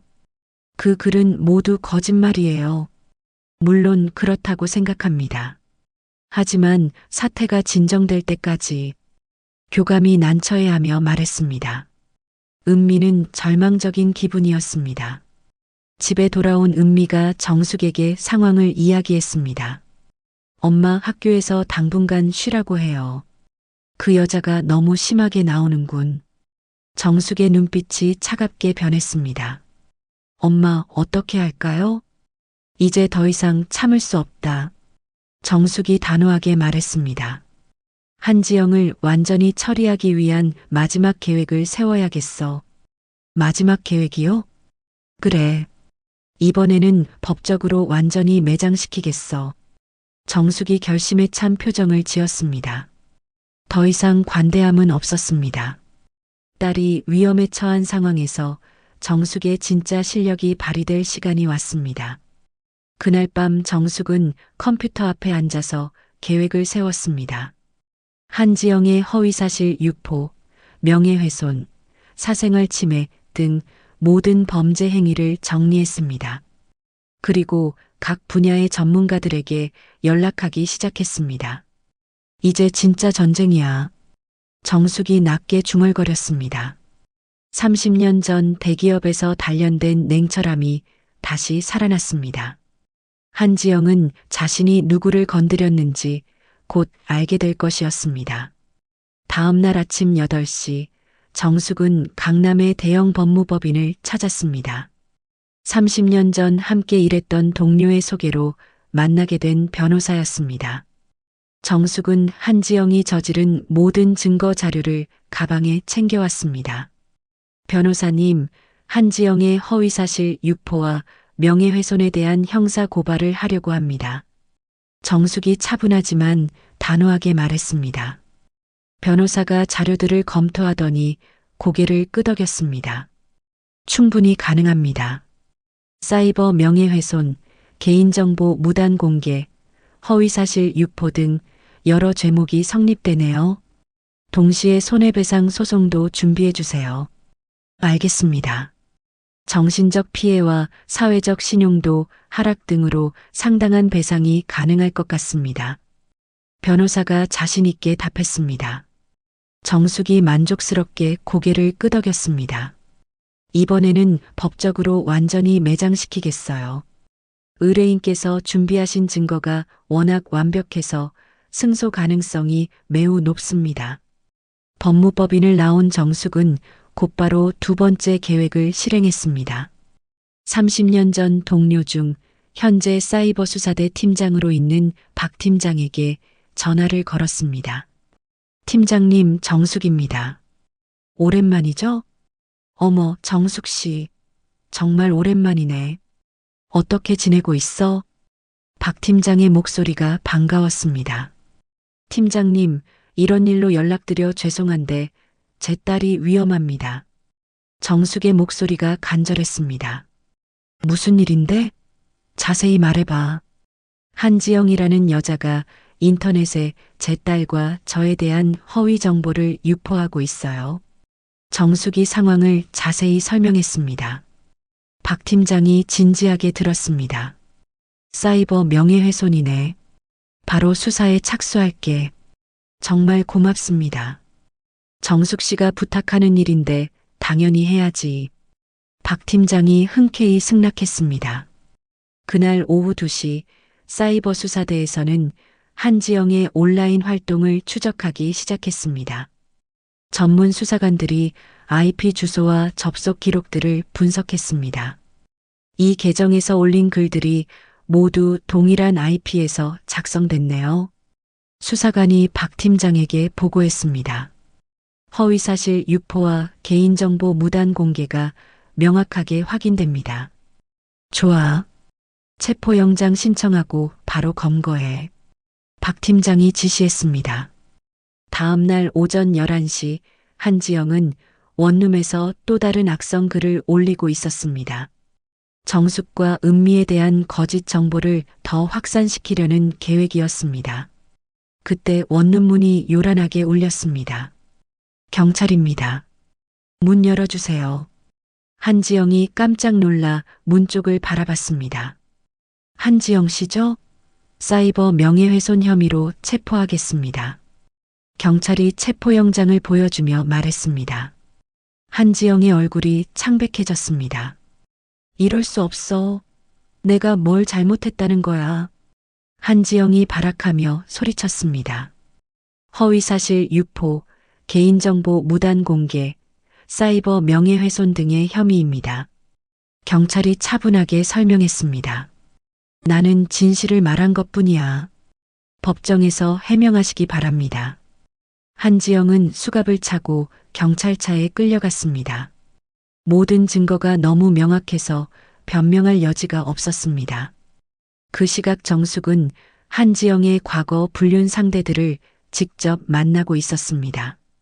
첫 번째로 만난 것은 며칠 전 정숙의 아파트 앞에서 소란을 피웠던 교수였습니다.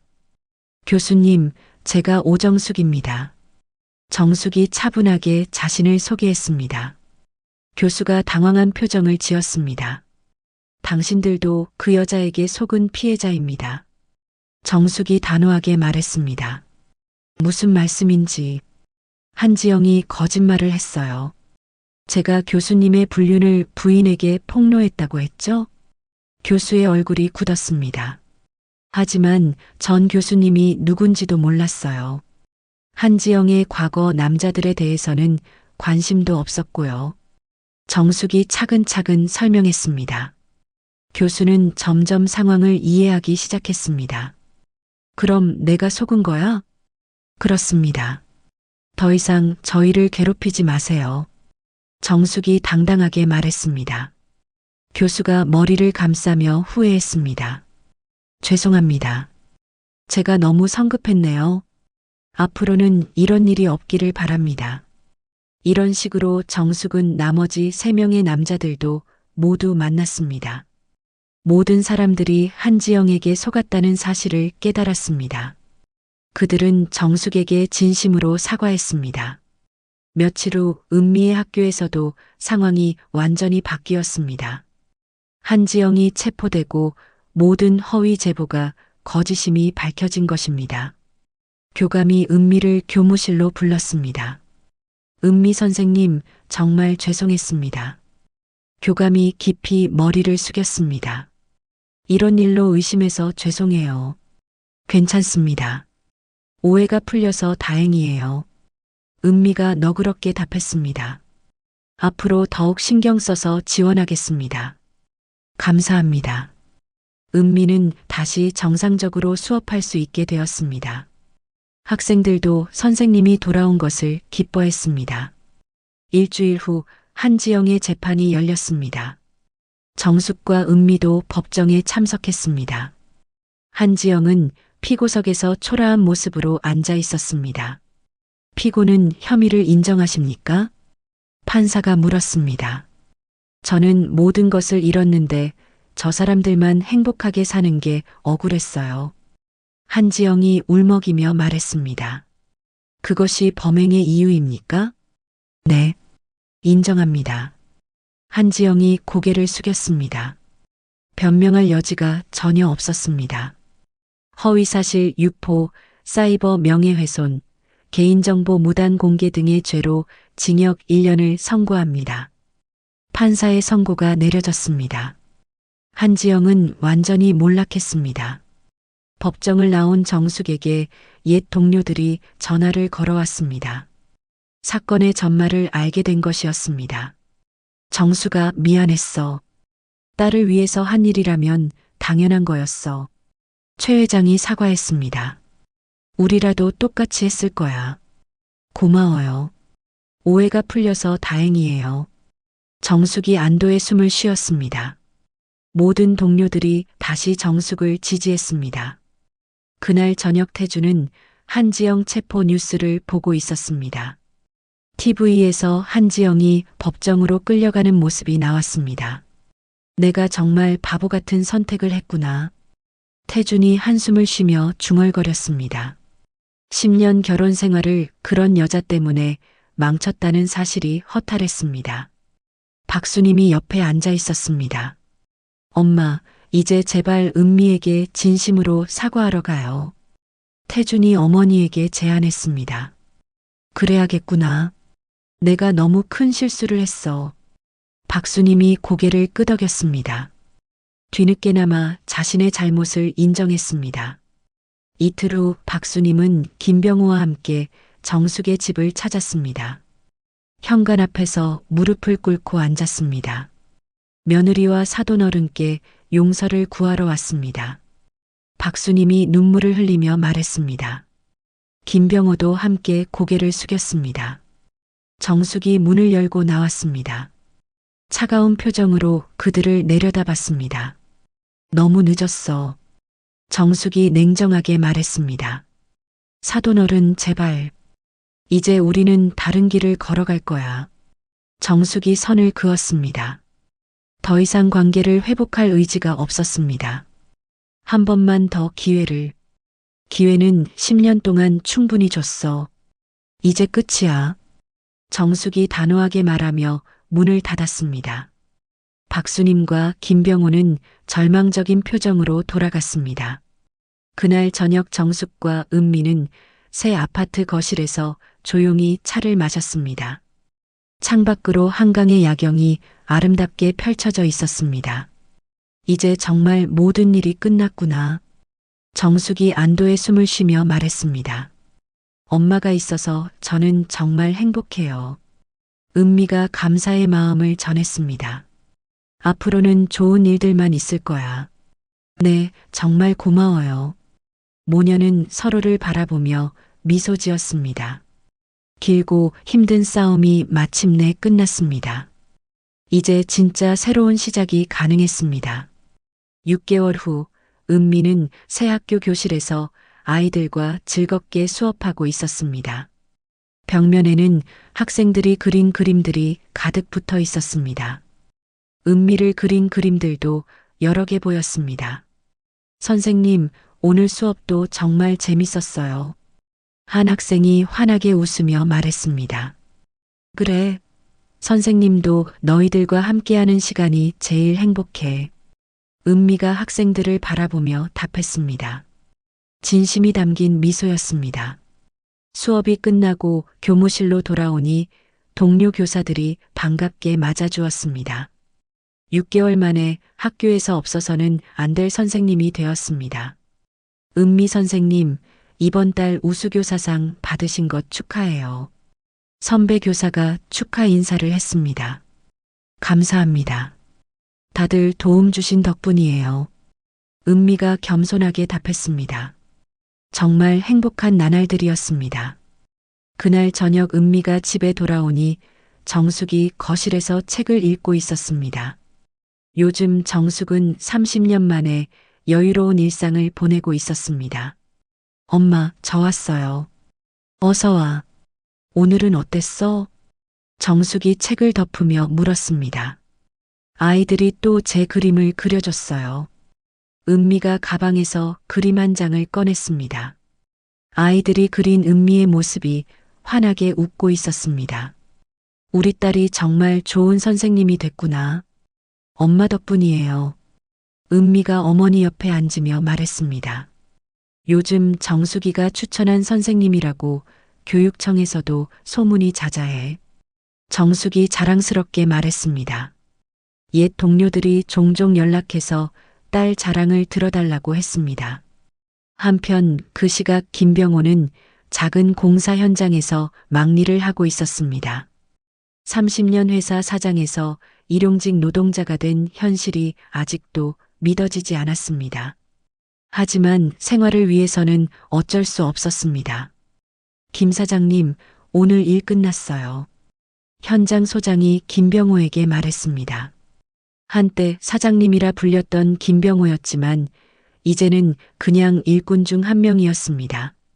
네, 수고하셨습니다. 김병호가 고개를 숙이며 답했습니다. 나이 많은 노동자가 현실을 받아들이는 것은 쉽지 않았지만 선택의 여지가 없었습니다. 집으로 돌아가는 길에 김병고는 자주 과거를 떠올렸습니다. 내가 며느리를 제대로 보호했더라면. 하지만 이미 돌이킬 수 없는 일이었습니다. 박수님은 집에서 경로당 봉사활동 준비를 하고 있었습니다. 요즘 박수님의 유일한 위안은 봉사활동이었습니다. 남편도 잃고 며느리도 잃은 상황에서 할 수 있는 일이 많지 않았습니다. 내가 며느리를 잘못 대한 죄로 이런 벌을 받는구나. 박수님이 혼자 중얼거렸습니다. 경로당에서 만나는 할머니들에게 자주 하는 말이었습니다. 며느리한테 잘해야 한다더니 정말 그러네. 다른 할머니들이 박수님을 보며 교훈 삼아 이야기했습니다. 박수님은 고개를 숙이며 후회했지만 이미 늦었습니다.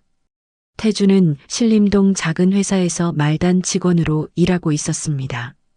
월급은 이전의 절반도 되지 않았습니다. 원룸에서 혼자 살며 라면으로 끼니를 때우는 날이 많았습니다. 퇴근 후 편의점에서 컵라면을 사며 태주는 생각했습니다. 내가 지킨 것보다 잃은 게 훨씬 많구나. 계산대 직원이 물었습니다. 젓가락 드릴까요? 네, 주세요. 태준이 힘없이 답했습니다. 10년 전만 해도 상상도 못했던 삶이었습니다. 가끔 은미 소식을 들을 때가 있었습니다. 강남 명문학교에서 우수교사로 활동한다는 이야기였습니다. 은미는 잘 살고 있겠지. 태준이 쓸쓸하게 생각했습니다. 자신의 어리석은 선택을 매일 후회했지만 돌이킬 수는 없었습니다. 한편 한지영은 여자교도소에서 복역 중이었습니다. 하루하루가 지옥 같았습니다. 같은 방 죄수들도 한지영을 좋아하지 않았습니다. 야, 불륜녀. 밥 먹으러 가자. 다른 죄수가 퉁명스럽게 말했습니다. 한지영은 대답도 하지 않고 따라 나섰습니다. 식당에서 혼자 앉아 밥을 먹으며 한지영은 과거를 후회했습니다. 내가 왜 그런 짓을 했을까? 하지만 이미 모든 것이 늦었습니다. 출소 후에도 정가자 신분으로 어떤 학교에서도 받아주지 않을 것이었습니다. 정말 인생이 끝났구나. 한지영이 절망적으로 중얼거렸습니다.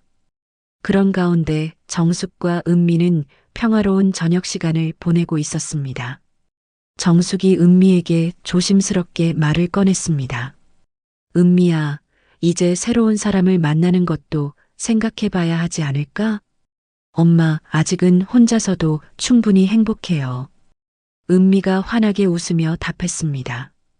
아이들이 있고 엄마가 있으니까 외롭지 않아요. 그래도 언젠가는 엄마, 지금이 정말 좋아요. 급하게 생각하지 말아요. 은미가 어머니의 손을 잡으며 말했습니다. 정숙도 딸의 마음을 이해했습니다. 다음 주 토요일 정숙과 은미는 한강공원을 산책하고 있었습니다. 가을바람이 시원하게 불어왔습니다. 모녀가 함께 걷는 모습이 평화로웠습니다. 앞으로는 우리가 행복한 일들만 생각하자. 정숙이 딸에게 말했습니다. 네, 이제 진짜 자유로워진 기분이에요. 은미가 환하게 웃었습니다. 10개월 전의 절망은 이제 완전히 사라졌습니다. 공원 벤치에 앉아 한강을 바라보며 두 사람은 미래 계획을 세웠습니다. 내년에는 유럽 여행이나 가볼까? 정숙이 제안했습니다. 좋아요. 제가 돈 모아서 엄마와 함께 가요. 내가 낼게. 우리 딸이 고생한 보상이야. 그럼 안 돼요. 제가 엄마 효도하고 싶어요. 모녀가 웃으며 계획을 세우는 모습이 행복해 보였습니다. 어느 봄날 오후 정숙과 은미는 새 아파트 베란다에서 화분에 꽃을 심고 있었습니다. 튤립과 장미 모종들이 베란다를 가득 채웠습니다. 새로운 시작을 상징하는 것 같았습니다. 엄마, 정말 고마워요. 은미가 흙을 만지며 말했습니다. 엄마가 아니었다면 전 아직도 그 지옥에서 살고 있었을 거예요. 엄마로서 당연한 일을 했을 뿐이야. 정숙이 딸을 바라보며 답했습니다. 이제 우리는 정말 새로운 시작이야. 네, 이제 아무도 우리를 방해할 수 없어요. 두 모녀는 서로를 꼭 껴안았습니다. 지난 시간의 아픔을 완전히 털어낸 순간이었습니다. 해질 무렵 정숙과 은미는 거실에서 차를 마시며 창밖의 아름다운 석양을 바라봤습니다. 한강의 노을이 비쳐서 황금빛으로 반짝였습니다. 엄마, 저 노을 정말 아름다워요. 그래. 우리 앞날도 저렇게 아름다울 거야. 정숙이 만족스럽게 말했습니다. 앞으로 어떤 일이 생겨도 우리는 함께니까 두렵지 않아요. 그래. 엄마와 딸이 힘을 합치면 못 이길 게 없지.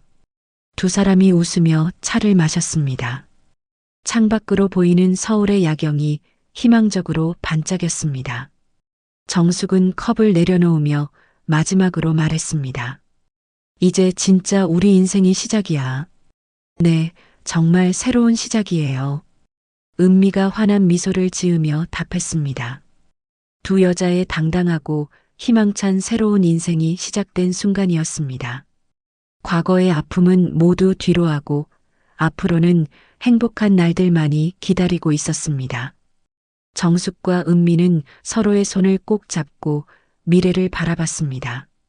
그들의 이야기는 이제 새로운 장을 열어가고 있었습니다. 더 이상 누군가의 며느리나 시어머니가 아닌 오직 자신들만의 삶을 살아갈 수 있게 된 것입니다. 거실에 은은하게 퍼지는 차향과 함께 두 모녀의 행복한 웃음소리가 아파트를 가득 채웠습니다. 창밖으로는 별들이 하나둘 떠오르며 이들의 새로운 시작을 축복하는 것 같았습니다. 때로는 인생이 우리를 벼랑 끝까지 몰아붙일 때가 있습니다. 은미처럼 10년을 참고 견뎠지만 결국 모든 것을 잃은 것 같은 순간 말이죠. 하지만 진짜 가족은 다릅니다. 정숙처럼 딸을 위해서라면 30년 묻어뒀던 힘까지 발휘하는 사람, 무조건적으로 편이 되어주는 사람이 바로 진짜 가족이죠. 세상에는 박수님 같은 사람들도 있고 한지영 같은 사람들도 있습니다. 하지만 결국 진실은 드러나고 정의는 승리합니다. 그리고 무엇보다 당신을 진심으로 사랑하고 지지하는 사람이 곁에 있다면 어떤 시련도 이겨낼 수 있다는 것을 이 이야기는 보여줍니다. 은미와 정숙 모녀처럼 서로를 믿고 의지하며 당당하게 새로운 시작을 할 수 있는 용기를 가지시길 바랍니다. 이야기를 끝까지 들어주신 분이 계시다면 잘 들었다고 댓글 하나만 남겨주세요. 지금까지 똑순이 사랑방이었습니다. 감사합니다.